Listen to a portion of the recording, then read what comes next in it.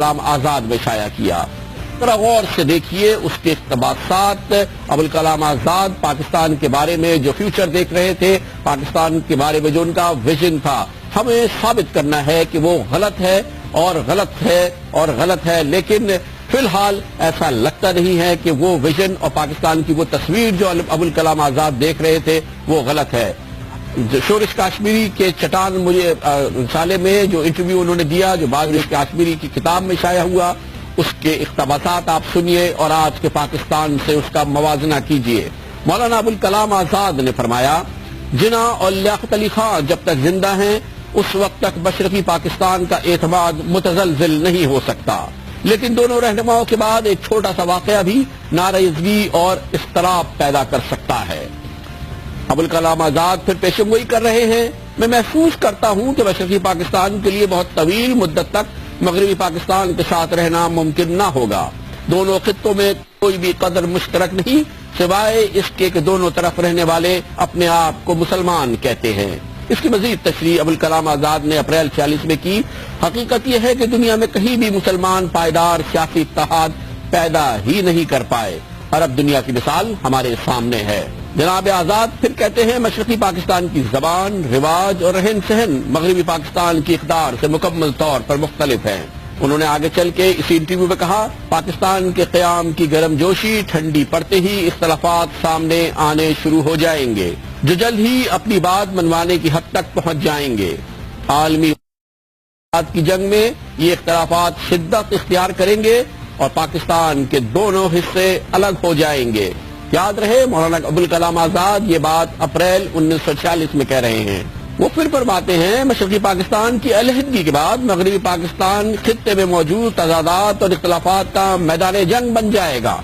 پنجاب، سندھ، سرحد اور بلوچستان کا قومیائی تشخص بیرونی مداخلت کے دروازے کھول دے گا۔ وہ وقت دور نہیں ہوگا جب عالمی قوتیں پاکستان کی سیاسی قیادت میں موجود مختلف عناصر کو استعمال کر کے اس کے حصے بکرے کر دیں گے، جیسا کہ بالکان اور عرب ریاستوں کے ساتھ کیا گیا تھا۔ اس وقت ہو سکتا ہے کہ ہم اپنے آپ سے یہ سوال کریں گے کہ ہم نے کیا کھویا اور کیا پایا۔ مولانا ابوالکلام آزاد کہتے ہیں، اصل معاملہ یقینی طور پر مذہب کا نہیں بلکہ معاشی ترقی کا ہے۔ مسلمان کاروباری قیادت کو اپنی صلاحیت اور ہمت پر شکوک و شبہات ہے۔ مسلمان کاروباری حضرات کو سرکاری سرپرستی اور مہربانیوں کی اتنی عادت پڑ چکی ہے کہ وہ نئی آزادی اور خود مختاری سے خوف زدہ ہے۔ وہ دو قومی نظریے کی آڑ میں اپنے خوف کو چھپاتے ہیں اور ایسی مسلمان ریاست چاہتے ہیں جہاں وہ بغیر کسی مقابلے معیشت پر اپنی اجارہ داری قائم کر سکیں۔ یہ دیکھنا انتہائی دلچسپ ہوگا کہ وہ کب تک اس فریب کاری کو زندہ رکھ سکتے ہیں۔ پاکستان کی موجود سیاسی اور فوجی قیادت کو مولانا ابوالکلام آزاد کی اس پیشن گوئی کو، ان پیشن گوئیوں کو غلط ثابت کرنا ہوگا، لیکن ابھی تک تو یہ غلط ثابت نہیں ہو رہی۔ اسی انٹرویو میں 1946 میں مولانا ابوالکلام آزاد سمجھتے ہیں، میں سمجھتا ہوں کہ اپنے قیام سے ہی پاکستان کو بہت سنگین مسائل کا سامنا رہے گا، جن میں شامل ہیں کئی مسلم ممالک کی طرح پاکستان کی نااہل سیاسی قیادت فوجی آمروں کی راہ ہموار کرے گی۔ 1946 میں ہے مولانا ابوالکلام آزاد کا یہ کہنا۔ پاکستان پر بیرونی قرضوں کا بھاری بوجھ ہوگا۔ پاکستان پڑوسیوں سے دوستانہ تعلقات کا فقدان اور جنگ کے امکانات ہوں گے۔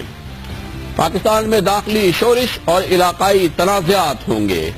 پاکستان کے صنعت کاروں اور نو دولتیوں کے ہاتھوں قومی دولت کی لوٹ مار ہوگی۔ پاکستان کے نو دولتیوں کے استحصال کے نتیجے میں طبقاتی جنگ کا تصور پیدا ہوگا۔ پاکستان میں نوجوانوں کی مذہب سے دوری اور عدم اطمینان اور نظریہ پاکستان کا خاتمہ ہو جائے گا۔ پاکستان پر کنٹرول حاصل کرنے کے لیے عالمی قوتوں کی سازشیں بڑھیں گی۔ مولانا ابوالکلام آزاد نے 1946 میں فرمایا، اس صورتحال میں